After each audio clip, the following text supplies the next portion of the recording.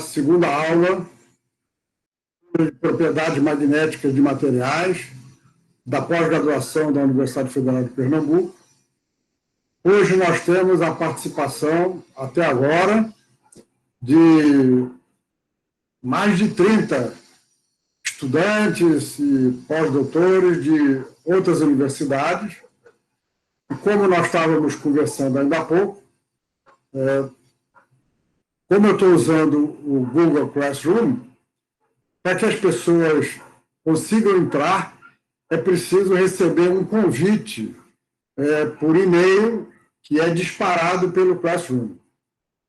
E esse convite ele é disparado quando eu abro a sala.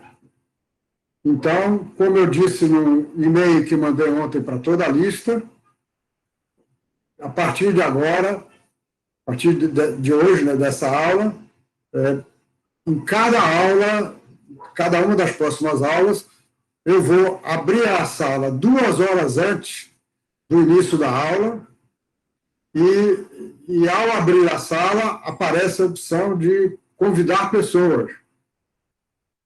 Então, o que eu faço é copiar a lista de endereços, de e-mails, colar nesse campo e as pessoas recebem o convite. Todas recebem ao mesmo tempo.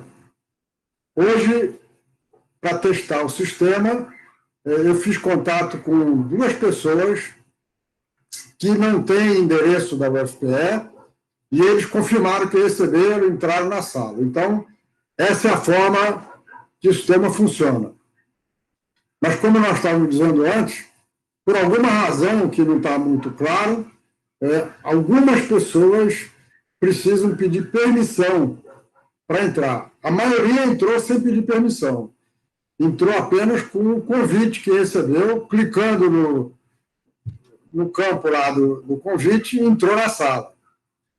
Agora, no momento que eu começo a apresentar os slides, eu não vejo mais a sala. Então, se alguém que precisa da permissão, não entendemos por que alguns precisam, outros não. Mas, a partir da hora que eu iniciar a aula, não tem como continuar dando a permissão. Então, eu peço que, se vocês souberem de alguém que tentou entrar e não teve permissão, por favor, esclareçam o que aconteceu. Na verdade, mais tarde, hoje, eu vou mandar uma mensagem para toda a lista, explicando essas questões. Nós estamos aprendendo agora como usar o Classroom com pessoas de fora da Universidade Federal de Pernambuco e vamos, então, aprendendo aí gradualmente. Essa aula número 2, nessa aula nós vamos tratar desse tópico. Vocês todos que receberam os slides da última aula e também viram a gravação, eu chamei a atenção de que a primeira aula, que foi segunda-feira, seria sobre esses 3 pontos. Essa segunda aula de hoje é sobre interações, energias de interação. E aí, nas próximas aulas, por exemplo, a aula da segunda-feira da próxima semana toda vai ser sobre esse ponto 3A. A aula seguinte vai ser sobre 3B, mas eu não sei se vou concluir. E assim por diante. Então, de agora em diante, os tópicos das aulas vão ser mais concentrados. Isso porque, como eu expliquei na última aula, a partir do 3, eu vou usar basicamente o meu livro.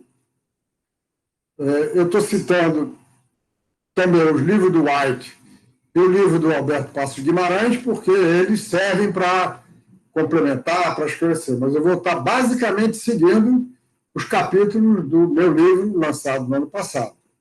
Agora, o meu livro não tem a introdução de magnetismo, que é isso aqui. Então, a introdução de propriedade magnética de materiais, para quem fez um curso de física do estado sólido baseado no livro do Kittel. Já tinha visto com muito mais detalhe isso que nós vimos na aula passada. Esses pontos de hoje, eles são apresentados de maneira um pouco superficial no livro do Kittel e livro de graduação, e são apresentados com mais detalhes nesses dois livros, principalmente o do White. Nós vamos, na verdade, estar seguindo o livro do White, Quantum Theory of Magnetism. É um livro de 2007, 2009, não lembro, mas muito atual. Nós vamos estar seguindo o capítulo 2, mas nem tudo do capítulo 2 nós vamos tratar, porque não vai interessar para a continuação da disciplina. Então, nós vamos começar com a equação de Dirac, na qual o conceito de spin é introduzido matematicamente, com mecânica quântica relativística. Depois, então, nós vamos tratar sobre os campos, campo elétrico cristalino. Não vamos tratar de interação com o núcleo. Essas interações aqui, que são basicamente com o núcleo, não vamos tratar porque no resto da disciplina não vamos estar tratando disso. Vamos, então, tratar de campo elétrico cristalino, interação de polo, interação de exchange, e vamos, então, para concluir, tratar do Hamiltoniano de spin. No final da aula, eu vou apresentar o primeiro trabalho. Os alunos que estão fazendo a disciplina para crédito, aqui da Universidade Federal de Pernambuco, vão precisar fazer o trabalho, porque a nota vai ser dada basicamente pelos trabalhos. Agora, qualquer um de vocês que não vai estar fazendo para crédito, se quiser aprender mesmo, a sugestão é que tentem fazer o trabalho e nós poderemos discutir por correio eletrônico, de alguma forma, dúvidas que vocês possam ter.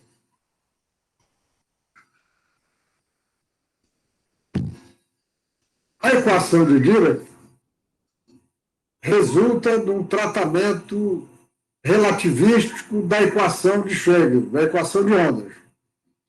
Aqui a equação de Schrödinger, a derivada parcial da função de onda em relação ao tempo, multiplicado por IH cortado, é o hamiltoniano, operador hamiltoniano aplicado à função de onda. E o hamiltoniano, naturalmente, de uma partícula depende do momento, momentum. Normalmente, na equação de Schrödinger, o momento é colocado apenas nessa forma. Momento é menos IH cortado, operador nabla. Agora, o que Dirac fez foi exatamente considerar que o hamiltoniano ele tem um termo proporcional ao momento, mas ele tem também esse termo que vai mc ao quadrado. Aqui está uma das formas pela quais a relatividade entra no processo. E nesse hamiltoniano, o alfa e o beta, o c é a velocidade da luz, aqui e aqui também. Mas o alfa e o beta são coeficientes que são determinados por uma condição. A condição que se coloca também é uma condição que vem da relatividade, que é a energia ao quadrado, PC ao quadrado, mais M ao quadrado C à quarta. Porque a energia é PC, como está aqui, vezes MC ao quadrado. Então, se essa condição for imposta se a aplicação do hamiltoniano na função de onda der esta energia, os coeficientes são determinados. E ao ser determinados, o resultado está aqui embaixo.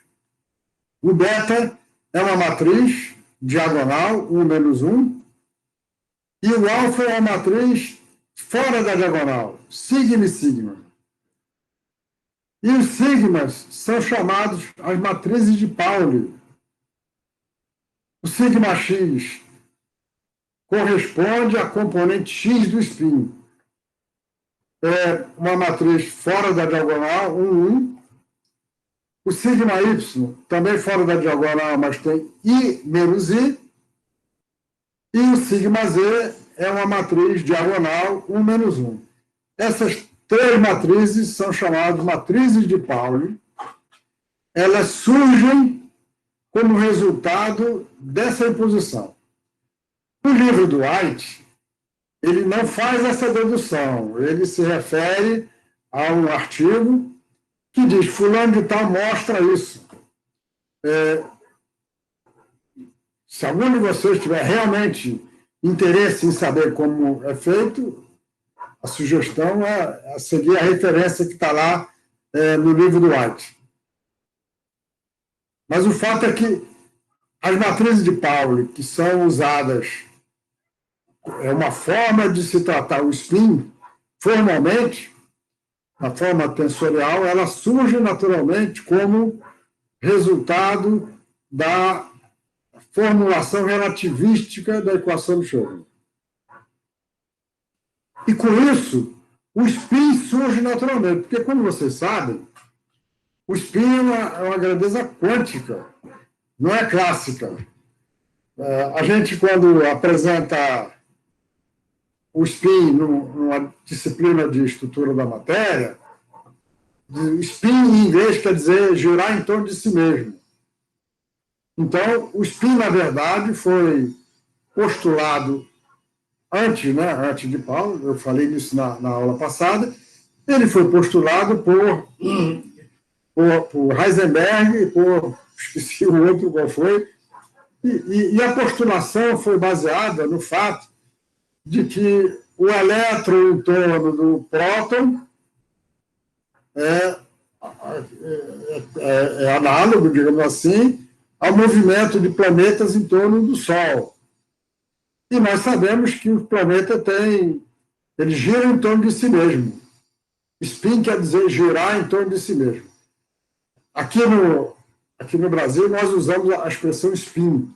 Agora, em Portugal, eles não usam a expressão spin, não. Eles usam, eu não lembro nem qual é a expressão, girando em torno de si próprio, que é um nome horrível, né? Então, nós vamos ficar chamando de spin. Mas spin quer dizer isso. Agora, isso é uma visão clássica. O elétron, vocês viram isso em estrutura da matéria, o elétron, com sua carga menos E, se ele estiver girando em torno de si mesmo, ele tem um momento angular, com a sua massa, e com a sua carga ele tem um momento magnético. Só que se vocês usarem esse raciocínio para calcular a relação entre o spin e o momento magnético, ela dá um resultado que não faz sentido. Ela é metade do que deveria ser. E a razão é essa. Essa visão do spin de que corresponde ao elétron, está girando em torno dele mesmo, numa forma clássica, ela é apenas uma visão que tem sua utilidade, mas ela não é uma visão correta. A forma correta vem exatamente aqui da equação de Dirac. Bem, nós vamos querer saber o que acontece com um elétron que tem átomos quando é colocado em campos magnéticos, campos externos, magnético e elétrico. Então, se o elétron for colocado no campo magnético externo, o momento, como vocês sabem, tem que ser substituído pelo momento generalizado, que é P menos E sobre C vezes A. A é o potencial vetor. O livro do White não usa símbolo de vetor. Os vetores são representados por grandezas em negrito. Então, se nós usarmos na equação de Schrödinger, aquela mesma equação que eu escrevi antes, em vez de P, nós escrevemos agora P menos EC sobre A, vezes A. E sobre C vezes A. Mais beta MC ao quadrado. Mais Fi é o potencial elétrico. Então, esse é o efeito do potencial elétrico. O efeito do campo magnético aparece aqui e o efeito do campo elétrico vem através do potencial elétrico. Essa aqui é a equação de Dirac.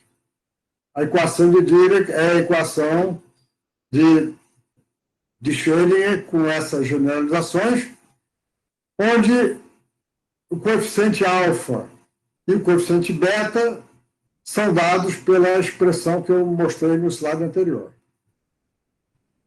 E aí, nós podemos expandir, usando a expressão de alfa e a expressão de beta, aquelas duas do slide anterior, essa conta vocês podem fazer. Podem fazer essa conta. O hamiltoniano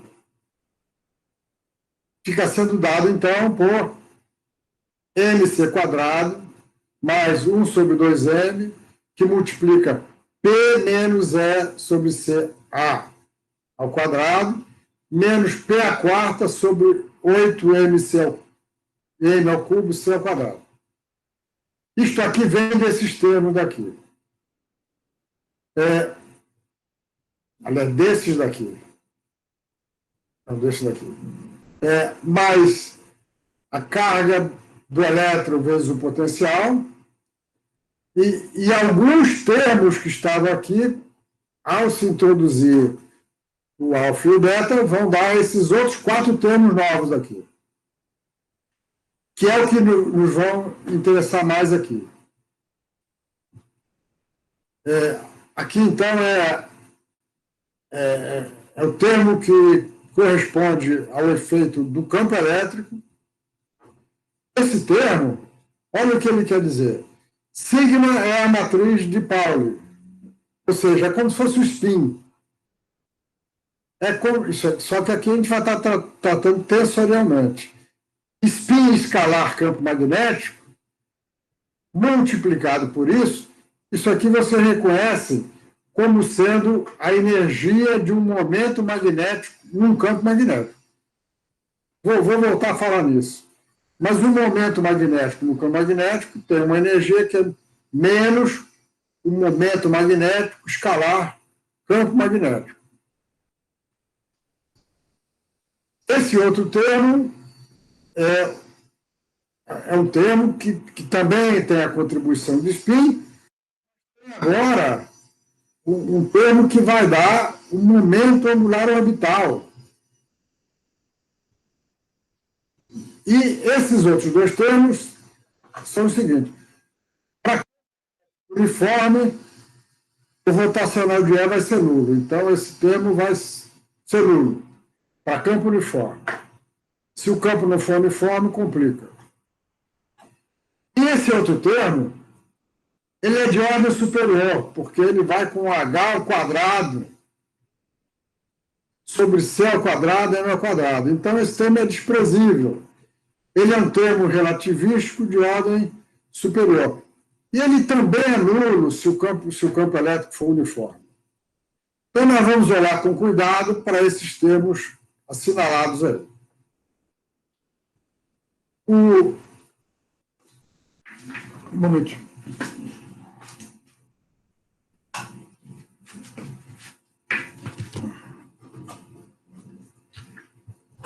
Como eu falei, o termo E que multiplica o potencial escalar, potencial elétrico escalar, para um campo elétrico uniforme, o potencial é R escalar E.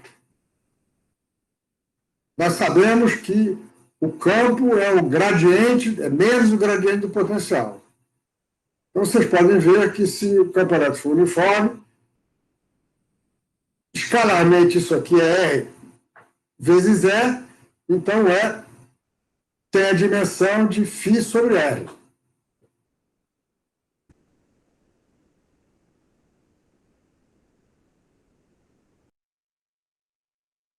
e é menos momento de dipolo elétrico escalar campo elétrico. Análogo ao momento magnético, cuja energia é menos momento magnético escalar campo magnético. Aquele termo que eu assinalei, exatamente corresponde a isso, ele tem spin escalar H. Então, a nossa interpretação é que esse fator aqui, H cortado sobre 2mc, sigma, é o momento magnético. Momento magnético associado ao spin. Ou seja, o spin tem associado a ele um momento magnético. Aliás, essa é a origem do magnetismo, como mostramos na última aula. E esse termo aqui é muito importante, porque ele dá a interação do momento magnético do spin com o campo magnético. Nós vamos chamar esse termo de Zeeman, porque foi Zeeman que primeiro fez experimentos que mostraram essa contribuição para a energia. Se o potencial, se a energia potencial a qual o elétron está submetido, esse V aqui devia estar lá na energia potencial do campo elétrico, né? Então, se ele tivesse simetria esférica, o gradiente do... Desculpe, Isso, exatamente. O campo elétrico vai ser o gradiente de φ, e com simetria esférica, o gradiente vai ser 1 sobre R, dV dr. Então, isso aqui é o campo elétrico. Aqui está o sigma, e o gradiente é um vetor. Então, isto aqui com o R é que são o gradiente do V. Só que eu troquei a ordem aqui porque é um produto escalar. Nós podemos trocar a ordem nesse produto misto, né? Então, esse termo vai dar o seguinte: R vetor P, como vocês sabem, é momento angular. E nós representamos, falando nisso na última aula, o momento angular do elétron, ele tem um número quântico, que nós chamamos de L, mas ele é um vetor, então é H cortado L.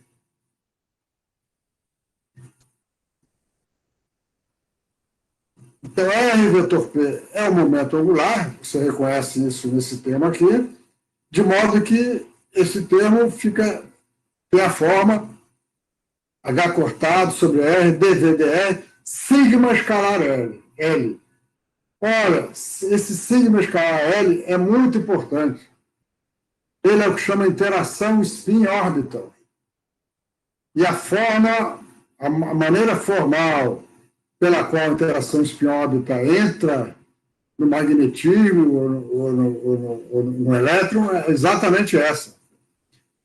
Como esse termo era multiplicado por esse fator, ficou no slide anterior, então, isso aqui é uma energia de interação spin-órbita. Por que ela é importante? Ela é importante porque significa que o spin, além de ser influenciado por campo magnético, por outras interações, vamos mostrar daqui a pouco, ele interage com a órbita do elétron. E a órbita do elétron, ou seja, o elétron com sua carga, a órbita do elétron é sensível, por exemplo, a campo elétrico cristalino. Então, indiretamente, o spin interage com o campo elétrico cristalino por meio da interação spin-órbita. Essa é uma interação importante que tem várias consequências no magnetismo. Uma delas eu vou mostrar daqui a pouco, que é exatamente a interação magnetocristalina. Então, aquele hamiltoniano do slide anterior, jogando fora aqueles termos que eu mencionei que são desprezíveis, ele vai ter, então, essa forma, 1 sobre 2m, P menos E sobre CA ao quadrado, que é o momento generalizado ao quadrado, mais E vezes φ, ação do campo elétrico diretamente no elétron, e esses dois representam a ação no spin. Essa é a interação do spin com o campo magnético externo, e essa é a interação spin-órbita. Esse parâmetro é chamado parâmetro da interação spin-órbita, e ele depende do potencial ao qual o elétron está sujeito no átomo. O elétron está vendo um campo no átomo que ele tá interagindo com o campo elétrico do próton, né? E a interação vem através desse termo daqui. Nós fizemos a suposição de ter simetria esférica. Então, se o campo elétrico, se o campo magnético for uniforme em todo o espaço, o potencial vetor tem esta forma. Isso vocês viram em disciplina de eletromagnetismo. A é um meio de H vetor R. E com isso, o primeiro termo do hamiltoniano agora vai ser expandido e ele vai dar esses dois termos, onde R vetor P é o momento angular orbital do elétron, e nós vemos, então, que isso aqui, daqui surge naturalmente o momento magnético orbital. No slide anterior, eu falei do momento magnético do spin, mas além do momento magnético do spin, tem um momento magnético angular correspondente ao momento angular do elétron. E o termo surge naturalmente dessa expansão aqui. E sobre 2mc, R vetor P, R vetor P é H cortado L. Então, vejam que o momento magnético associado ao momento angular, ele é menos μb vezes L. L é o momento angular e μb é o magneton de Bohr, que eu já tinha apresentado na aula anterior. μb é o magneton de Bohr. Então, vejam que nesse tratamento da equação de Dirac, a proporcionalidade entre o momento magnético de spin e o spin e do momento magnético orbital e o momento angular orbital, ele surge naturalmente, sem nenhuma outra necessidade de imposição ad hoc. E aí, o hamiltoniano para um elétron, tudo que nós estamos fazendo agora é para um elétron. Ele tem, então, a forma P ao quadrado sobre 2m, no B, que multiplica momento angular orbital mais momento angular de spin. Escalar H, mais um termo E ao quadrado, H ao quadrado sobre 2mc ao quadrado, x2 mais y2, mais o termo de interação spin-órbita. Então, esse primeiro termo é energia cinética, trivial. O segundo termo é energia Zeeman, interação do momento magnético com o campo magnético, que nós tínhamos introduzido já na aula anterior e que nós vamos usar muitas vezes ao longo dessas aulas, é menos μ escalar B. Como o tratamento que o White faz é no sistema gaussiano, B é igual a H. Essa aqui é a forma mais geral. Isso aqui vale para o sistema gaussiano. Esse termo aqui é o que dá origem ao diamagnetismo de materiais. Quem já estudou a disciplina de estado sólido sabe que quando um átomo, o elétron, girando em torno de um núcleo, é colocado no campo magnético, a interação do campo magnético com a órbita o movimento do elétron acaba gerando uma reação e, pela lei de Lenz, então, aparece um momento magnético que é o oposto à direção do campo. Isso é interação diamagnética. E ela está aqui, apareceu formalmente na equação de Dirac. Nós não vamos tratar do diamagnetismo nessa disciplina, porque só vamos tratar de materiais fortemente magnéticos. E, finalmente, o último tema é a interação espiral. Então, minha gente, essa é a formulação relativística da equação de mecânica quântica, na qual ela é importante porque ela mostra rigorosamente como surgem as interações dos momentos magnéticos orbital e de spin com campos externos, magnético e elétrico. Vamos, então, gradualmente introduzir outras interações. Eu já mostrei na aula passada, mas vou repetir, porque alguns de vocês não assistiram a aula, nem puderam ver a gravação. Existe uma interação importante para nós, que é a chamada de anisotropia cristalina. Ela aparece aqui. Se nós pegarmos uma amostra de ferro cristalino, quanto mais cristalino, melhor. O ideal é fazer isso com a forma esférica ou elipsoidal. Atualmente a gente faz muitas medidas com filmes. Também dá para fazer com filme, mas só que com filme, cada filme vai ter uma direção diferente. Se vocês pegarem uma amostra esférica de ferro e aplicarem um campo magnético crescente, está aqui o campo em êxtase, e medirem a magnetização, isso aqui é medida experimental.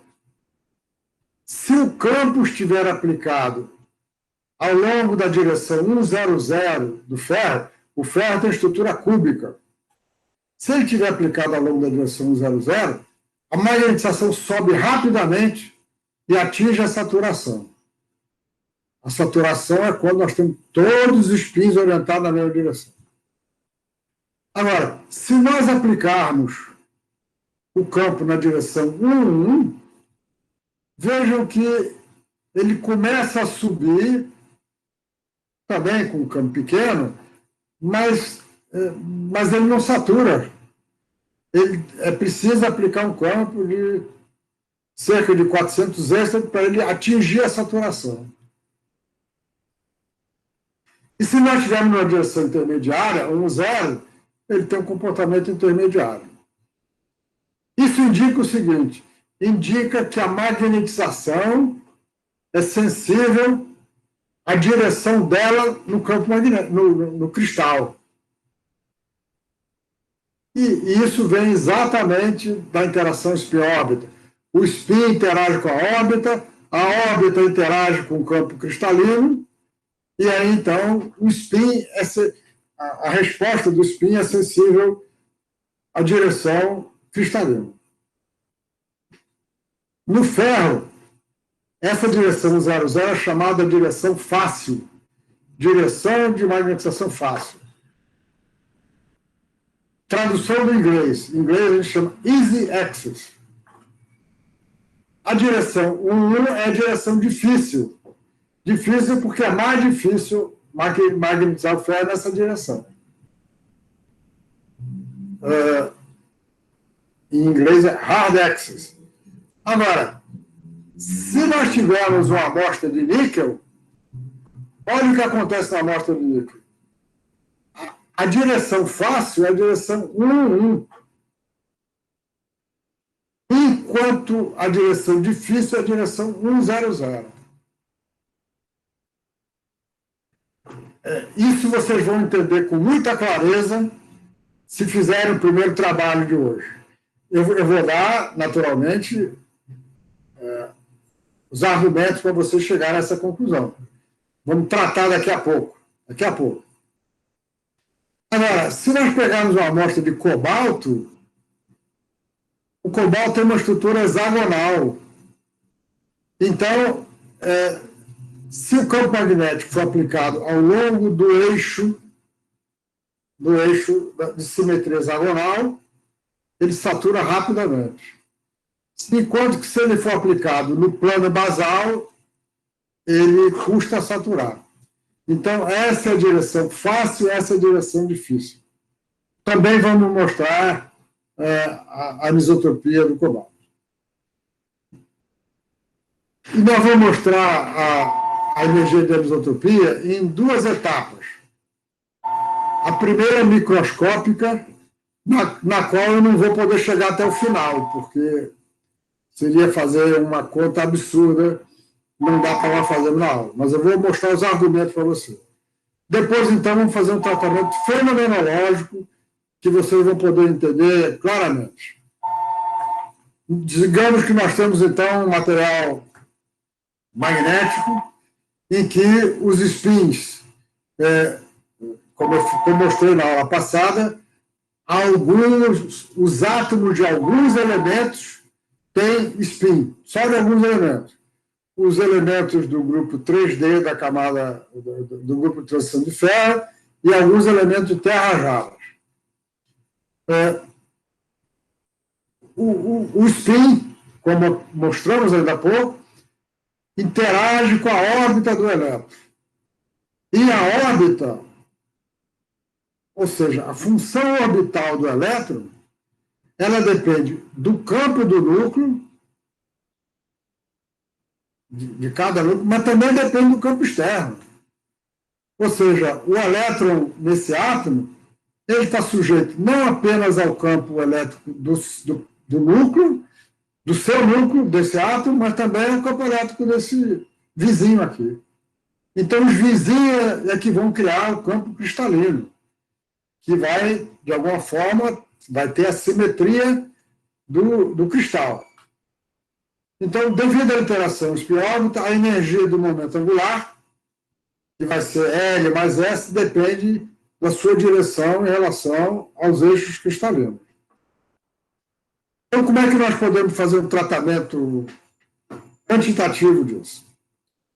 Nós vamos considerar que o elétron, aqui nesse átomo, ele está sujeito a, além do campo do seu próprio átomo, ele está sujeito a um campo externo, que é o que nos interessa agora. Esse campo externo vai produzir um potencial, e esse potencial vai ser solução da equação de Laplace.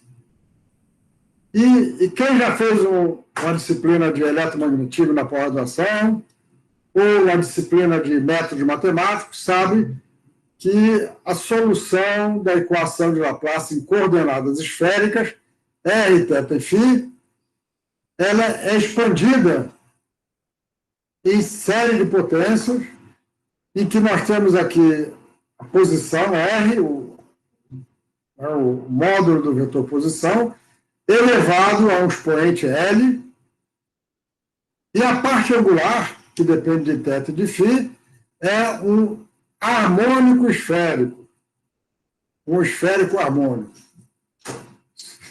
Em português eu não lembro se a ordem é essa ou é outra. E o expoente do R, ele está no índice do harmônico esférico harmônico. Do harmônico esférico. E aqui tem um outro M. Na verdade, esse L aqui tem uma relação com o L do momento angular orbital e o M tem uma relação com o L. O M varia de menos L até mais L. E esse A é um coeficiente. É um coeficiente, é um número. Mas que depende do L', L' e M'. Nós estamos usando aqui L' e M' para diferenciar do L e do M do próprio do elétron no átomo, tá certo? Então, o potencial cristalino tem essa forma. É uma forma complicada, porque essa série é infinita. Como vocês sabem, a solução da equação de Laplace tem uma série infinita. Mas nós vamos querer calcular grandezas do seguinte tipo. Nós vamos querer calcular, por exemplo, elemento de matriz, para calcular energia, para calcular o efeito disso aqui na energia. Nós vamos calcular elemento de matriz, onde esse V entra aqui e aparece, então, duas funções de onda. Certo? O elemento de matriz, então, a integral, né, no volume, uma função de onda, outra função de onda, pode ser a mesma também, V. E aí, então, é o seguinte, esses harmônicos esféricos, eles têm uma ortogonalidade. Então, como o que é uma função orbital, que vai ter um momento angular L, o psi também é uma função orbital com o mesmo L. Nós vamos estar querendo calcular integrais desse tipo, em que tanto o que quanto o psi, psi ou phi, psi, tem um L. E aí é possível mostrar que só vão contribuir dessa série infinita, só vão contribuir termos em que L' daqui é menor ou igual a 2 vezes L. Dá para ver isso, né? Isso aqui vai... porque como isso aqui é proporcional a uma função de L, então se nós tivermos L's diferentes, elas vão... a integral vai dar nula. Então, para elétrons 3D, o elétron 3D tem L igual a 2. Se eu considerar um potencial com simetria cúbica, para L igual a 2, só vão aparecer termos com L' igual ou menor que 4.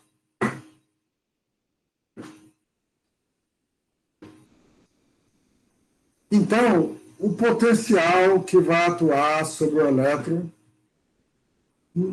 num cristal com simetria cúbica, ele só vai ter Y4. A razão pela qual ele não tem Y0 nem Y2, vocês vão entender daqui a pouco no tratamento fenomenológico. Mas aqui poderia mostrar, é possível matematicamente mostrar que só aparece o harmônico esférico 4. 4, 0, 4, 4 e 4 menos 4. Então, o potencial que é preciso para calcular energias por integrais desse tipo é um potencial relativamente simples. Ele só tem 3 harmônicos esféricos. Nós podemos também representar esse harmônico esférico em coordenadas cartesianas, transformar o θ e o φ em x e y, e ele vai dar isso aqui. C4, C4 porque é diferente daqui. X4 mais Y4 mais Z4 menos 3/5 de R4. Isso aqui é muito conveniente, dá para fazer cálculos. Como eu falei, nós não vamos fazer nenhum cálculo até o final, porque mesmo com um potencial simples como esse, as contas são cumpridas. Mas vocês encontram isso em papers de 40 anos atrás. Nós vamos ver um pouco mais tarde, daqui a pouquinho, que no tratamento fenomenológico da anisotropia cristalina, vamos entender por que só tem esses termos. Bem, se nós pegarmos o termo, então, do slide anterior, e agora nós representarmos em função de projeções de momento angular. LZ é a projeção do momento angular no eixo Z, e L mais e L menos são os operadores de abaixamento, de levantamento e abaixamento de L. Aquele termo pode ser escrito dessa forma, onde beta é uma constante. Então, vejo que com isso fica mais fácil fazer aquelas integrais, porque quando nós colocamos uma função de onda de um lado, outra do outro, e esse potencial, as integrais, então, vão ser mais fáceis de fazer. E aí, tem aqui o resultado. Um elétron 3D, ele tem L igual a 2, então ele vai ter 5 estados. ML2, ML1, ML0, ML-1, ML-2. São 5 estados diferentes, tá certo? E nós podemos, então, calcular o elemento de matriz, vou só voltar um pouquinho aqui. Ó. O elemento de matriz desse VC, é esse VC aqui, tendo aqui do lado duas funções. E as funções são, então, nessa linha e nessa coluna, estão aqui, então, pela linha e coluna. As funções de onda são as funções de ondas orbitais que estão aqui. E isso dá para vocês fazerem. Não é complicado calcular. Exercício de mecânica quântica. E aqui tem uma constante, onde R4 barrinha é uma média da distância e beta é uma constante. Então, veja, a matriz é uma matriz 5 por 5, e diagonalizar uma matriz 5 por 5 é complicada, mas essa matriz tem essa característica, ela tem elementos na diagonal e só 2 elementos de fora da diagonal, só 2. E como vocês viram em curso de mecânica quântica, se eu tiver um hamiltoniano cujos elementos de matriz são dados por isso daqui, nós calculamos as energias, os altos valores de energia, pegando essa matriz menos a matriz da energia que estaria aqui, e igualo isso a zero. Isso chama diagonalizar a matriz. Diagonalizar a matriz é achar as raízes. Não é exatamente essa aqui, não. Eu podia ter colocado aqui, é essa daqui menos a matriz das energias, que é uma matriz diagonal. A matriz das energias vai ter 5 energias diagonais, certo? E ao resolver, ao fazer a diagonalização dessa matriz, nós achamos, então, 2 energias apenas e 5 autofunções. As autofunções são todas orbitais, porque eu só estou tratando da órbita, tá certo? Então, está aqui, são orbitais no sentido de que, como o elétron tem spin, o spin vai ter que ir para aqui, mas ele está entrando apenas com a sua componente Z. Nós não estamos considerando a interação de spin. Então, a autofunção, 2, como a notação que nós vimos na aula passada, D, que corresponde a L igual a 2, 1 é o ML, 1 SZ, e aqui ML menos 1 SZ. E para ML2 já aparece uma combinação linear das duas. Mas o interessante é que essas 3 autofunções, elas têm a mesma energia. Isso aqui forma o que a gente chama um tripleto. E as outras 2 autofunções, que estão aqui, uma tem ML igual a 0, e SZ, e com ML igual a 2, e menos 2, nós vamos ter outra combinação, enquanto aqui tinha o sinal menos, aqui tem o sinal mais. Essas duas são degeneradas e tem essa energia daqui. As energias vão... A gente não pode dizer aqui qual energia é maior ou menor, porque nós não sabemos o valor de beta. Se beta for positivo, essa energia é menor do que essa. Se beta for negativo, é ao contrário. Isso depende exatamente da simetria em torno do elétron. Do elétron que nós estamos considerando. Isso está mostrado aqui. Se nós tivermos uma coordenação que nós chamamos six-fold coordination, ou seja, o elétron interagindo com 6 vizinhos, o elétron que nós estamos considerando está aqui. Se ele estiver interagindo com 6 vizinhos, então nós vamos ter o dubleto com energia maior e o tripleto com energia menor. Quer dizer o seguinte, a interação do elétron com o campo cristalino levanta a degenerescência. Sem campo cristalino, as 5 funções com ml igual a 2, 1, 0, menos 1, menos 2, são degeneradas. Mas o campo eletrocristalino levanta a degenerescência, nós temos então isso aqui. O E e o T2 são notações de teoria de grupo. Quem realmente for estudar sólidos, vai precisar ter noção de teoria de grupo. Nós não vamos poder nem falar nisso aqui. Quem for fazer teoria vai ter que saber muita teoria de grupo.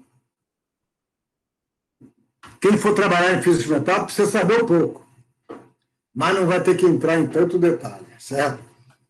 E se, por outro lado, o elétron tiver uma coordenação 8, ou seja, se ele vir 8 elétrons vizinhos, então o beta tem um sinal oposto, vai ser positivo, e o dubleto tem energia menor do que o tripleto. Ora, para que serve isso? Então, nós estamos, como eu falei, apresentando de maneira palatável para vocês uma visão microscópica da origem da interação de anisotropia cristalina. Como o elétron, como o spin do elétron interage com a órbita,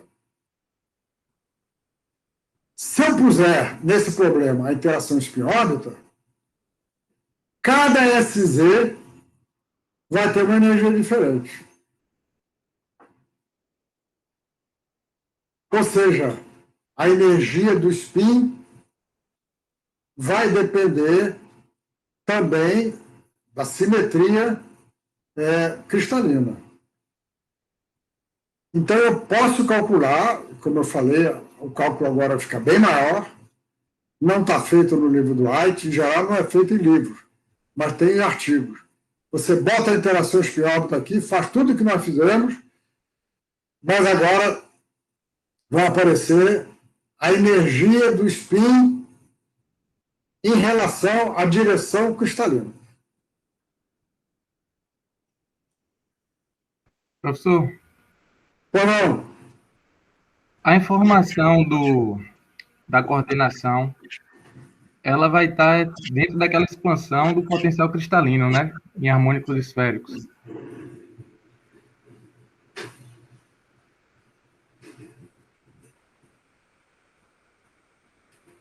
Ela vai estar exatamente aqui. Não, peraí. Exatamente aqui. O beta é o coeficiente que aparece na expansão. Ah, certo. Então, é no beta. O beta vai ser positivo para a coordenação 8 e vai ser negativo para a coordenação 6. Ah, tá certo. Obrigado, professor. Quem perguntou? Foi eu, Rodolfo. Rodolfo? Isso. Rodolfo, você está onde? Eu estou na UF. Eu estudo na UF, mas agora eu estou em Feira de Santana, né? Até que esse ensino remoto tem as suas vantagens, né? Aham. Eu sair de casa, mas só que a interação pessoal é muito importante também. Então, quando isso passar, nós não sabemos exatamente quando, vai ser importante a gente conseguir otimizar o tempo e a interação. Com certeza, Bruce. Vamos continuar tendo interação presencial, mas vamos também aproveitar o tempo e vamos nos comunicar mais. Perfeito, Rodolfo. Vamos lá. Beleza, valeu, professor. Então, veja, eu vou agora mostrar um tratamento fenomenológico, que é bem simples, mas alguns dos elementos que eu mostrei a vocês aqui vão aparecer agora.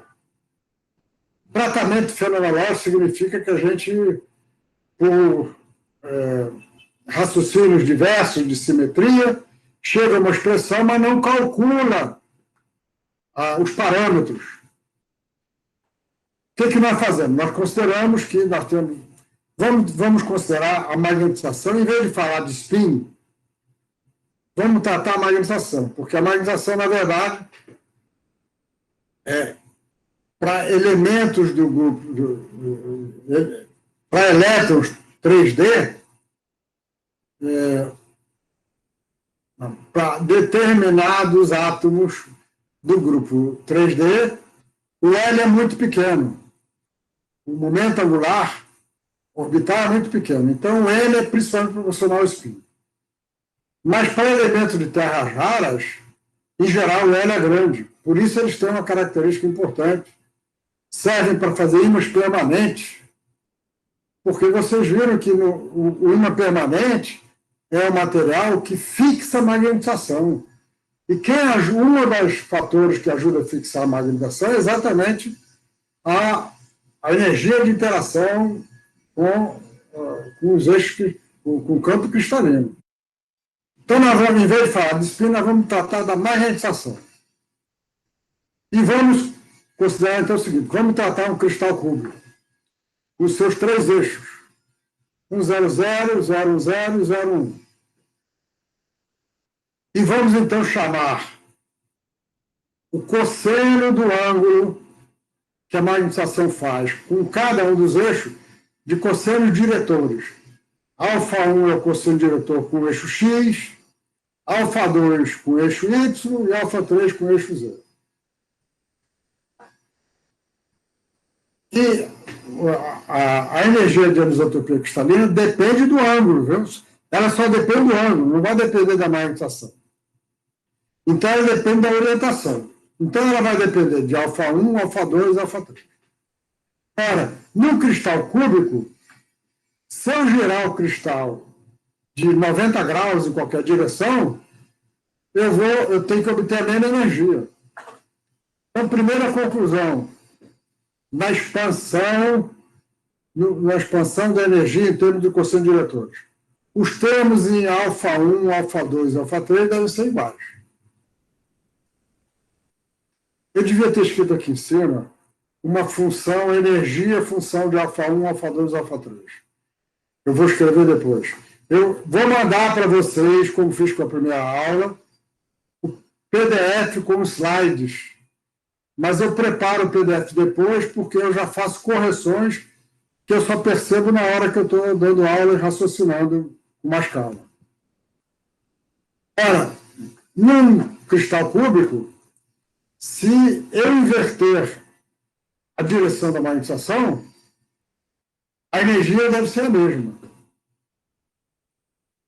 Então, eu concluo que só temos potências pares dos cossenos diretores.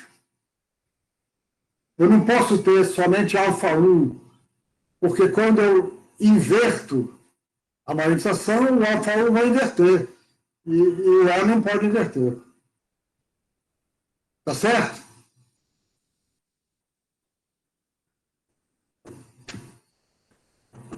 Outra coisa. Então, nós não temos potência 1, só temos a partir de potência 2 quadrado. Agora é o seguinte, α1 ao quadrado mais α2 ao quadrado mais α2 ao quadrado é 1. E 1 não varia com a direção. Então, aqui não tem anisotropia. Então, nós concluímos que na expansão da energia, em função dos cossenos diretores, só tem potências pares maiores que 2. Então, a energia de anisotropia cristalina do cristal cúbico vai ter, então, termos desse tipo. Pode ter um outro com potência 8, assim por diante. Mas os potências mais baixas são os que dominam, né? Então, nós vamos ter, de potência 4, nós vamos ter α1 ao quadrado, α2 ao quadrado, α2 ao quadrado. Nós não vamos ter α1 à quarta, porque com α1 à quarta vai acontecer a mesma coisa. Ele não vai variar. Então, nós vamos ter somente combinação, produtos de dois cossenos diferentes. α1 ao quadrado mais α2 ao quadrado, α2, α3, α3, α1. Agora sim, quando nós variamos a direção de N, essa soma vai mudar. E nós vamos considerar o termo de segunda ordem. Vocês vão ver no trabalho de casa que o termo de segunda ordem é absolutamente essencial. Se não tivesse de segunda ordem, nós não teríamos eixo fácil, eixo difícil no cristal cúbico. O trabalho de casa vai ser importante para isso. Então, a energia depende da orientação da magnetização em relação aos eixos cristalinos e a forma dela para o cristal cúbico é essa daqui. Como eu falei, vocês podem encontrar um paper onde o K1 e o K2 são calculados a partir da formulação que eu mostrei anteriormente. É uma conta de muitas páginas. Agora, o que nós fazemos na prática? Nós medimos o K1 e o K2. Então, aliás, mesmo se você calcular teoricamente, precisa medir, porque o cálculo teórico tem aproximações, sempre tem aproximações. Certo? Algum de vocês que já está trabalhando com cálculos ab início sabe que tem aproximações. Então, de qualquer maneira, tem que ser medido. E tem várias formas de medir K1 e K2. Mais adiante, vou mostrar uma forma que é exatamente fazendo ressonância ferromagnética. Pela ressonância ferromagnética, variando o ângulo da amostra, nós conseguimos medir K1 e K2. Tem outra forma, você pode botar a amostra numa balança de torção, bota a amostra na balança e você aplica um campo externo e você varia o ângulo do campo externo e você mede a torção. Isso também é uma forma de medir. Livros de magnetismo, como o livro do Morris, que está na relação dos livros que eu sugeri, mostra como fazer medidas experimentais para medir K1 e K2. Para os materiais simples, esses K1 e K2 já são medidos há muito tempo e são tabelados. A gente usa os valores dele. E é por isso, porque depende dos valores de K1 e K2, que o ferro tem como eixo fácil 1, 0, 0 e eixo difícil 1, 1.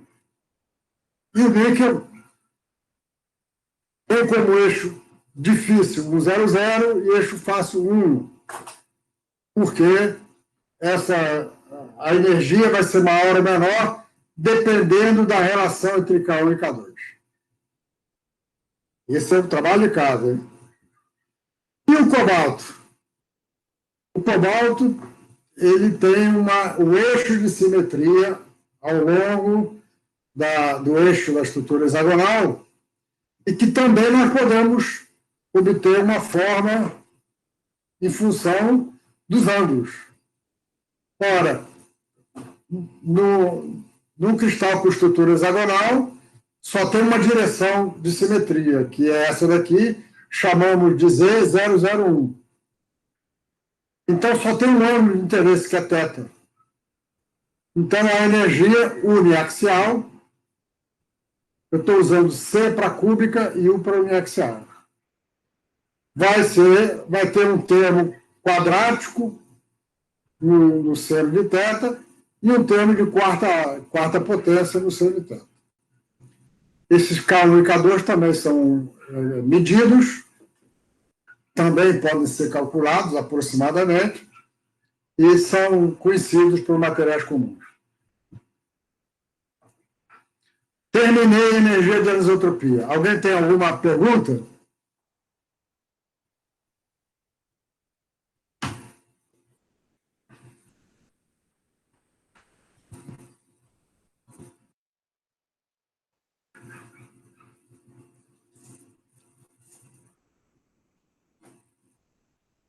Eu parei um pouquinho a apresentação, eu saí um pouquinho para ver. Tem gente, quase não saiu ninguém, acho que a maioria está aí. E quando eu comecei a apresentar, eu vi eu ouvi um ruído de gente pedindo para entrar, mas eu não tinha como voltar atrás. Aqueles de vocês, ou aquela de vocês que conhecerem alguém que tentou entrar e não conseguiu, por favor, diga que tenta entrar antes da aula, porque senão depois fica complicado.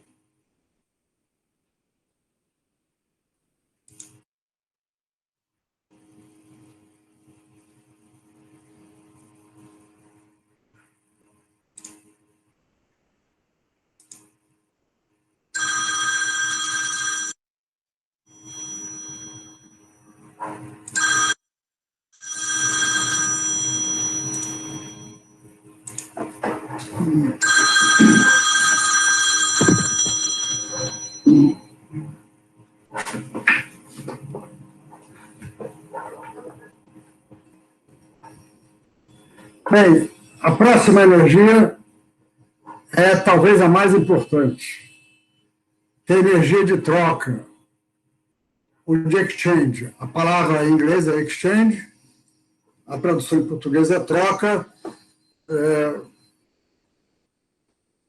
Podemos usar qualquer uma delas. Eu vou ficar usando o nome exchange. Ela resulta do entrelaçamento das funções de onda de elétrons e átomos vizinhos. O que nós podemos fazer para vocês sentirem, terem a visão microscópica? Nós vamos considerar o sistema mais simples possível. 2 elétrons apenas. E vamos considerar que os 2 elétrons estão, de alguma forma, mantidos à distância. Tem alguém segurando um elétron aqui e um elétron aqui. E que não são os núcleos dos átomos. É uma abstração, tá certo? Por quê? Porque nós queremos apenas calcular o efeito envolvendo os elétrons. Então, o hamiltoniano desse problema é o hamiltoniano... Não, desculpa, o que eu falei não está certo, não. Nós temos um elétron que é mantido aqui, e é mantido aqui por um potencial, digamos, tem que ser o do átomo mesmo, não tem jeito, não. E esse potencial vai dar origem ao hamiltoniano, que nós chamamos de H0 e R1. R1 é a coordenada do elétron 1.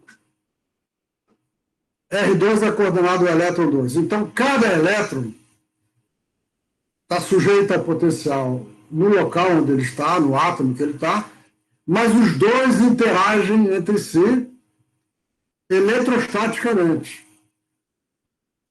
E é isso que vai ser mais importante para nós. Então, a energia de interação eletrostática no sistema gaussiano vai ser E ao quadrado, positivo, porque os 2 elétrons são negativos.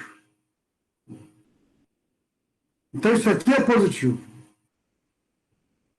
Dividido pela distância entre eles, R1 menos R2.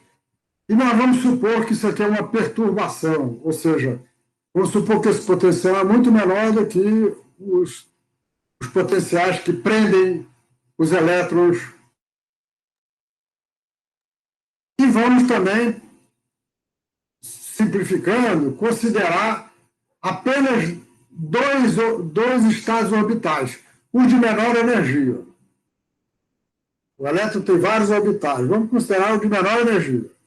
Então, vamos considerar o orbital φA com energia EA e o orbital φB com energia B. Eles são dois, mas os dois se referem ao fato que eu tenho dois elétrons diferentes. E vamos considerar dois estados de spin. Vamos chamar alfa spin para cima e beta spin para baixo. E, como vocês sabem, a função de onda tem que ser antissimétrica para satisfazer o princípio de Pauli. E uma forma de construir uma função de onda antissimétrica a partir de duas funções de onda é usando o que chama de determinante de Slater. Slater foi um físico que na década de 40, 50, deu grandes contribuições à mecânica quântica, e uma delas, ele tem livros didáticos muito bons, e ele usou muito a formulação matricial da mecânica quântica. Então, nós escrevemos um determinante, por quê? Isso aqui é um determinante. E que esse primeiro elemento nós escrevemos como sendo a função de onda A para o elétron 1, o spin para cima para o elétron 1. Aqui a função de onda A para o elétron 2, spin para cima para o elétron 2. Aqui função B para o elétron 1, spin para cima elétron 1, e aqui R2, o elétron 2 em função B e o alfa. Então, veja que nós temos aqui as 4 combinações diferentes que nós podemos fazer com alfas, com spin para cima. Em todas elas, nós consideramos o spin para cima. Essa função é antissimétrica, porque o determinante é isso vezes isso, menos isso vezes isso. O determinante vai fazer aparecer a subtração dos produtos. E assim que ela fica antissimétrica. Está aqui uma outra função feita agora com tanto com o spin para cima, que é o alfa, quanto o spin para baixo, que é o beta. É uma outra combinação. Mas nós temos mais 2 combinações, ou seja, nós podemos fazer 4 funções de onda, considerando os 2 orbitais e os 2 spins. Aliás, eu já devia saber isso, né? É 2 vezes 2, 4. São 4 combinações. Não vou escrever as outras 2. Então, nós vamos calcular os elementos de matriz daquele hamiltoniano perturbação. O hamiltoniano é isso aqui, só a perturbação. Por que perturbação? Quem fez mecânica quântica sabe que com perturbação nós podemos calcular as energias, calculando exatamente esses elementos de matriz. Então, como nós temos 4 funções, nós vamos ter uma matriz 4 por 4. E essa matriz 4 por 4 vai ter 4 elementos na diagonal e 2 elementos de fora da diagonal. E, portanto, nós já sabemos que tem que ter 4 valores de energia. Mas o interessante é que os parâmetros que aparecem nesses cálculos só são 2 diferentes. além das energias EA e EB, aparece KAB e JAB, em que KAB é integral no espaço, em R1 e R2, daquele termozinho de perturbação, E ao quadrado sobre R12, multiplicado pelos quadrados das funções de onda, φA de R1 e φB de R2. O JB é diferente, porque no JB nós vamos ter φR1 e φBR1 aqui. Aqui φBR2 e aqui φAR2. Vemos que nesse J apareceu uma troca, é o exchange, enquanto que no AKB não apareceu troca. As funções de onda ali são a mesma. E quando nós diagonalizamos o hamiltoniano, para diagonalizar, como eu falei, a gente tem que calcular o determinante dessa matriz menos uma matriz de alto valor na diagonal. Nós vamos ter, então, um singleto com esta energia daqui e um tripleto com esta energia daqui. A energia do tripleto é menor, porque tem o menos, e é possível verificar que essa função, que essa integral é sempre positiva. Positiva porque a carga do elétron foi multiplicada por elemento, ficou positivo e o resto vai dar positivo. Então, nós temos 4 estados. Um estado com energia S maior e 3 estados com energia ET, T de tripleto menor. S de singleto, T de tripleto.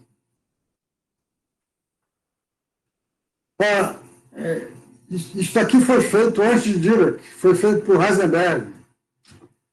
Aí, Dirac mostrou que, usando as matrizes de Pauli, ele podia escrever o hamiltoniano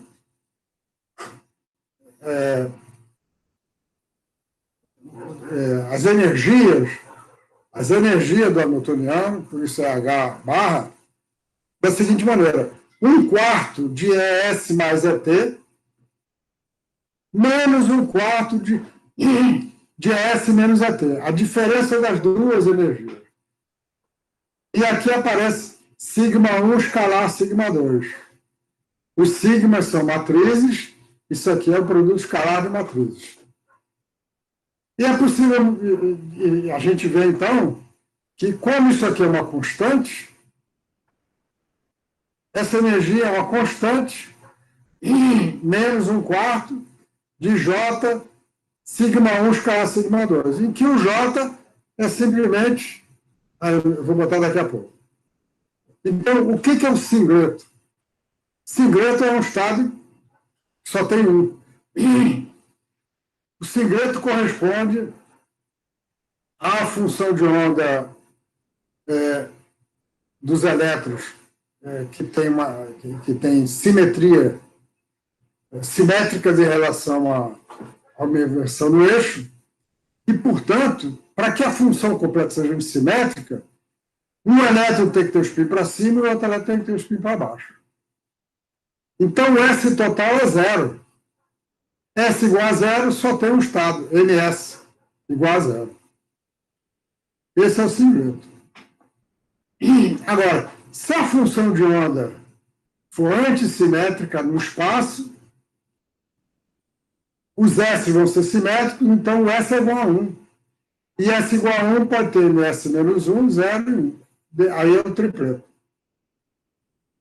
Se não houver nada a mais, esses 3 estados têm a mesma energia.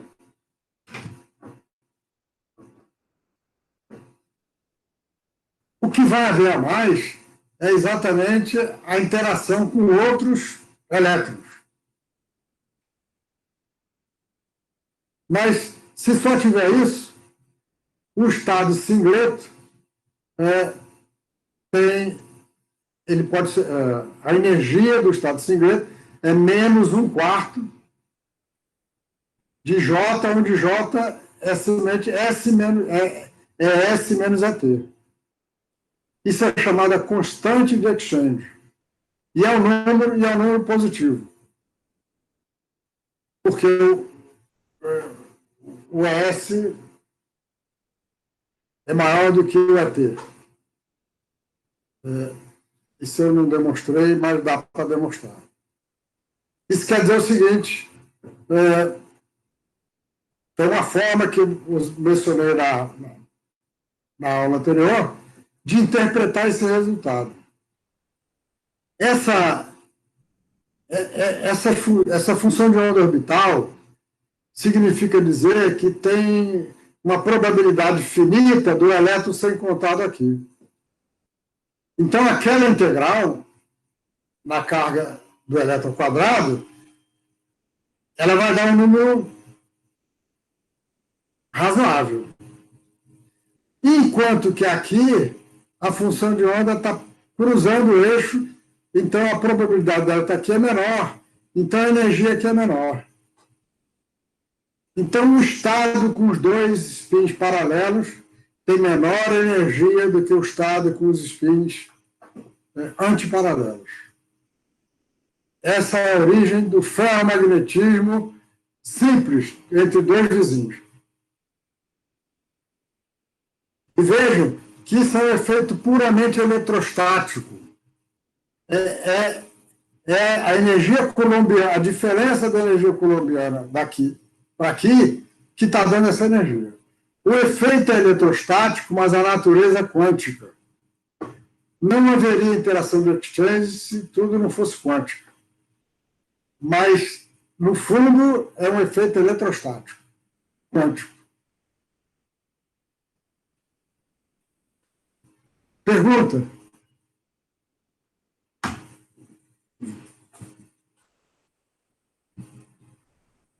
Existe uma outra interação que eu também mencionei muito rapidamente na aula passada e que eu não vou poder fazer conta com ela. Que é o seguinte, se nós temos dois íons ou átomos magnéticos e entre eles tem um ligante, como flúor, como oxigênio e outros elementos, a função de onda do ligante vai ter, então, os orbitais que vão ter vários tipos de orbitais. O livro do White ele explica um pouquinho mais do que eu vou explicar aqui agora. Mas o fato é o seguinte, o orbital fazendo isso, ele tem uma antissimetria. E essa antissimetria favorece a antissimetria dos spins. Então, quando nós temos uma interação de exchange que é chamada indireta, é outra forma de chamar, indireta ou também super exchange, essa interação tende a ser antiferromagnética. O J tende a ser negativo. A gente representa pela mesma expressão JS1, S2, mas o J é negativo. E essa interação ela é a dominante. Ela é dominante porque a maioria dos materiais que nós temos tem algum ligante. São os óxidos, são os fluoretos e assim por diante. Eles são muito mais comuns do que os materiais que só têm um elemento. Você pode formar uma combinação muito maior de materiais com ligantes diferentes, tem mais de um ligante, do que sem ligante. Então, a maioria dos materiais magnéticos que se conhecem hoje são materiais que não eram conhecidos há 30 anos e são materiais que não são encontrados na natureza. Mas a gente pode fabricar fazendo misturas de diversos elementos diferentes. E essa interação é a interação que caracteriza o antiferromagnetismo. O material antiferromagnético é aquele que tem J negativo e que tem momentos magnéticos iguais e com distribuições tais que eles ficam distribuídos, a gente chama de sub-redes, de tal maneira que eles ficam agrupados igualmente. Tem uma outra interação que nós também vamos considerar e que, em algumas situações, ela tem um efeito muito importante. Elas vão ser importantes nas ondas de spin, que é a interação dipolar. A interação dipolar é a interação simples entre dois dipolos magnéticos. Aqui o dipolo magnético, ele cria um campo magnético e esse campo magnético atua sobre um vizinho. E a interação dipolar, como vocês estudaram em Física 3 e eletromagnetismo, ela é dada por produto escalar dos dois momentos magnéticos, dividido por R ao cubo. A interação dipolar varia com R ao cubo, 1 sobre R ao cubo. Menos 3, μi, RJ. RJ é o vetor unitário na direção ligando os dois, μj escalar de RJ. Vamos supor que L seja igual a zero. Se L for igual a zero, o momento magnético μ é só devido ao spin. Então, μi é igual a G no B, SI. Nós podemos pegar, agora, substituir o momento magnético pelo operador de spin. E o operador de spin, como você sabe, nós podemos representar pela componente SZ e pelas componentes S+, S-, que são as componentes que levantam e abaixam o momento angular. Então, o Hamiltoniano dipolar fica razoavelmente indigesto. Mas nós vamos ter que tratar dele, mais adiante. A expansão desses dois termos vai dar, então, esse conjunto que nós temos aqui. Bem, então, o Hamiltoniano de spin. O Hamiltoniano de spin é um Hamiltoniano no qual todas as energias são representadas em termos dos operadores de spin. E nós vamos, então, usar esse Hamiltoniano para diversas aplicações, em geral, para calcular as excitações de spin, as ondas de spin. Então, o Hamiltoniano de spin mais simples para o ferromagneto tem dois termos. Zeeman, que é a interação do spin com o campo magnético. Estamos supondo que o campo magnético está aplicado na direção Z. Então, só vai, como é o produto escalar, vai aparecer S e Z.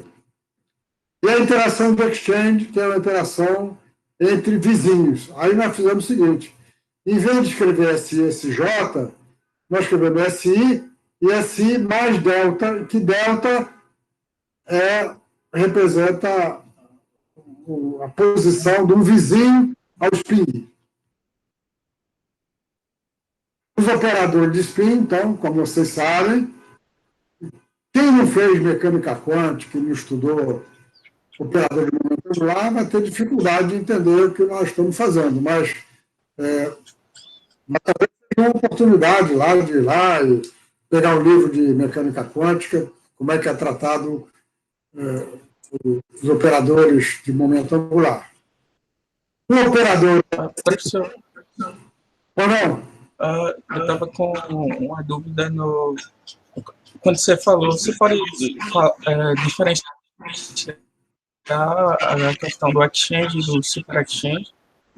Falar assim, brevemente, tudo bem, um é para J maior do que zero, um J maior do que zero, outro J menor do que zero, mas em que difere a fenomenologia? Eu estou aqui com uma apostila um livro do Ricardo Ferreira, e ele disse que, no caso de ionidades moleculares, o J é menor do que zero, pelo que eu entendi aqui. Mas aí eu não consegui relacionar com... E ele faz o contrário, é isso? Eu acho que aqui é J menor do que zero, quer dizer, o circuleto é o mais... Ou seja, é só uma questão de referência. Nós usamos, eu estou seguindo o livro do White, o meu livro, a maioria dos físicos usa menos aqui. Se eu ponho menos aqui, quando o J é positivo, essa energia daqui vai ser máxima quando S1 é paralelo a S2. Então, isso é máximo quando os dois são paralelos. Se o J for positivo, a energia vai ser mínima porque eu tenho menos aqui. É muito comum os químicos botarem mais aqui. Então, se você usar o mais aqui, aí para o ferromagnetismo o J vai ser negativo. E para o antiferromagnetismo o J vai ser positivo. Sim. Tá certo? Não, assim, não é questão, eu acho que definiu o J, é que ele disse que quando você tem simetria na função de onda, é mais provável. Tá certo. Quer dizer, Tá bom. e isso entraria no super exchange, né? Para orbitais moleculares. A super exchange, aliás, eu estou chamando de exchange aqui, vale tanto para exchange direta, eu vou mudar o nome, vou chamar de super exchange e também acrescentar exchange direto, indireto. Então, o que eu mostrei no slide anterior é o que a gente chama de exchange indireto. No exchange indireto, o J tende a ser negativo.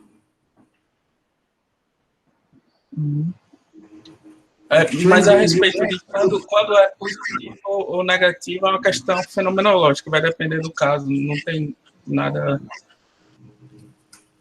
Tá bom. Pode haver situações...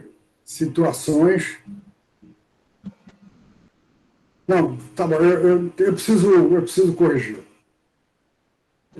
Eu considerei um orbital mais simples possível, só um ligante entre dois.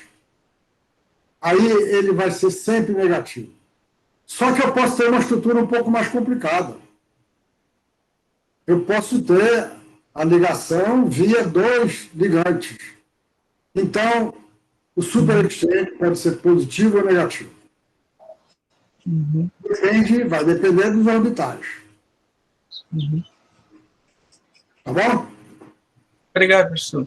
Não tem nada. E, em vez de trabalhar com a componente X e a componente Y, nós trabalhamos com as componentes S mais menos, em que S mais é SX mais ISY e S menos é SX menos ISY. Esses operadores S mais S menos, eles têm a propriedade de, quando aplicado no autoestado do operador de spin, os autoestados são estados que têm NS. Menos 2, menos 1, 0, esses são os autoestados. Então, a projeção do Z. O operador mais, quando aplicado ao SZ, ele vai gerar o SZ mais 1. E o S menos, quando aplicado ao SZ, vai gerar o SZ menos 1. Por isso eles são chamados de operador de levantamento e abaixamento de spin, ou de momento angular. E esses operadores têm as regras de comutação, também se demonstra em mecânica quântica. S mais SZ é menos SZ. Agora, se I for igual a J. Se for diferente de J, se os operadores atuarem em elétrons, em átomos diferentes, eles comutam. O comutador é zero. S menos SZ vai ser mais SZ. E S mais S menos é 2 SZ delta IJ. O delta é o delta de Kronecker, que é 1 se for igual a J e é 0 se U for diferente de J. Então, esse hamiltoniano, com interação zero e interação de exchange, ele tem essa forma agora. HZ, SZ, o termo Zenon, e o termo de exchange passa a ter a forma em termos, nós expandimos o produto escalar. O produto escalar a gente expande com SX, com SY e com SZ. Mas transformando as componentes X e Y e mais e menos, nós ficamos com essa forma daqui. E nós vamos usar isso posteriormente, exatamente para tratar de excitação de spin, porque excitação de spin exatamente corresponde a desvio de spin. Onda de spin. Isso é para daqui a 2 semanas. 3, talvez. A energia cúbica também posso representar com hamiltoniano de spin. Por exemplo, o termo de ordem mais baixa, apenas de ordem mais baixa, se nós expandirmos, se nós substituirmos os cossenos diretores pela razão, né, SX e SY dividido por S ao quadrado, nós vamos ter 6 termos. Por quê? Porque SX não comuta com SY. Então, SX e SY é diferente de SY e SX. E SY e SZ é diferente de SZ e SY. Então, o termo de primeira ordem da isotopia cúbica vai ser este aqui, no hamiltoniano de spin. O hamiltoniano de spin para a isotopia uniaxial é simples. E, finalmente, o hamiltoniano para a interação dipolar tem essa forma aqui e tem a expansão que eu já mostrei anteriormente. Então, veja, nós, então, agora temos a base das interações de spin. Interação entre 2 spins por exchange, interação de spin pela interação dipolar, interação de spin com o campo magnético externo e interação de spin com o campo cristalino. São essas 4 interações as mais importantes e são as únicas que vão nos interessar. Como eu falei, o livro do White, ele também trata a interação hiperfina. A interação hiperfina é a interação entre o spin do elétron e o spin do núcleo, que também é interessante, mas que nós não vamos tratar dela porque os efeitos são menores. A aula da próxima semana, segunda-feira, é uma aula que nós já vamos começar a usar essas interações para estudar a excitação de spin mais simples que tem, que é a ressonância magnética. Então, encerrando essa aula, o trabalho que fica aí para a próxima semana é 1 semana para fazer. Por que 1 semana? Se você não estudar, quem quiser aprender mesmo, se não estudar essas 2 aulas nos próximos dias, vai ter dificuldade, porque a segunda-feira já vamos mudar de assunto. Esse curso vai ser um curso intensivo.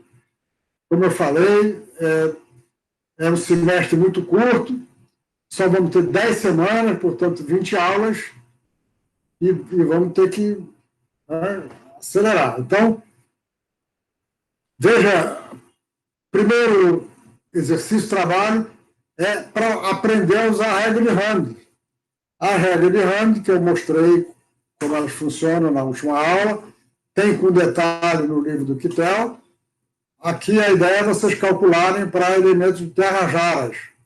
Európio, itérbio e térbio.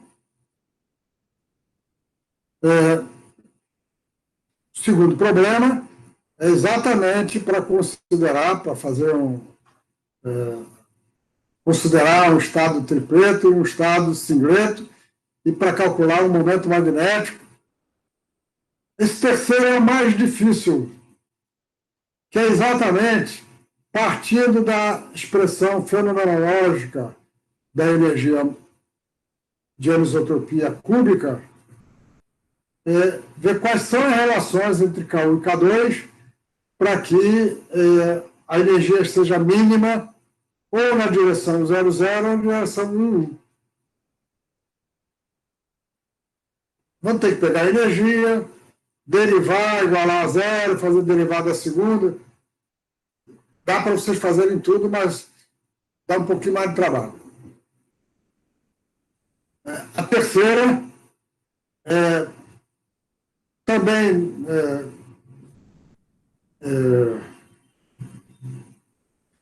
eu falei sobre o campo molecular na aula anterior. Isso aqui não é da aula de hoje, é da aula anterior. Então, é para vocês usarem o conceito de campo molecular para um antiferromagneto. Também vai dar um certo trabalhinho. E, finalmente, o último, vocês vão precisar entrar na literatura e ver qual é a estrutura cristalina do IEG, que é uma granada de ferro e ítrio, que eu mencionei, que é um material muito importante na espintrônica, no magnetismo. Vocês vão precisar enfrentar essa estrutura. No meu livro, vocês encontram lá no capítulo 2 ou 3, a estrutura e a referência dela. Então, a fonte pode ser o meu livro. Agora, se alguém quiser procurar em outro lugar, seja bem-vindo. Então, até a próxima aula, segunda-feira, estaremos aqui de volta. A aula na segunda-feira começa às 16 horas. Então, eu vou abrir a sala às 14 horas. Eu abro a sala e eu só consigo mandar convite na hora que eu abro a sala. Porque quando eu abro a sala, ele pergunta, quer convidar alguém? Então, o que eu fiz hoje? Eu copiei a lista de e-mails, colei, e vocês foram convidados automaticamente. Grande parte entrou na sala, clicando no correio eletrônico e receberam. E vários tiveram que pedir autorização. Quem entrou depois de 14h05 não conseguiu autorização, porque eu não podia parar a aula para voltar, porque tinha que parar a apresentação e voltar atrás. Mas é isso. Perguntas gerais? Caio, você pode interromper a gravação, por favor?